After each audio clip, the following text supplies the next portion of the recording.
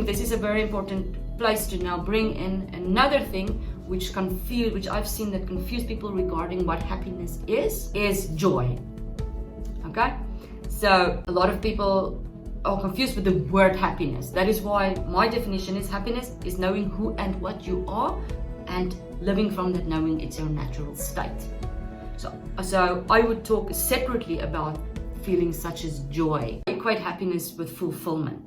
Then Alex compares this whole thing about happiness, comfortable, stable feeling, non-threatening, combination of chemicals. He says, compares it to the world of Warcraft, gaining imaginary power in an imaginary world, and that is, in his words, a definition of wasting your life. Everything is like that. A false notion of what happiness is. Any of those are gonna fall into this category of gaining imaginary power in an imaginary world. If you build your business, if you are striving for satisfaction, if you're striving for whatever it is, whatever your action is going to produce, however you want to put this, whatever it is, that's why there's so much confusion, because whatever you pursue on the outside is gaining imaginary power in an imaginary world.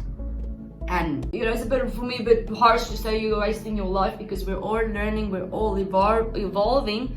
So I wouldn't put it like that. But again, if you anchor yourself in happiness within, base that on your natural state when you know who and what you are, then you wouldn't, and then there's no confusion, then nothing on the outside, nothing, because what brings satisfaction for one person in their imaginary world brings for another person it's something completely different in their imaginary world. We all live in an imaginary world, as this is a simulation.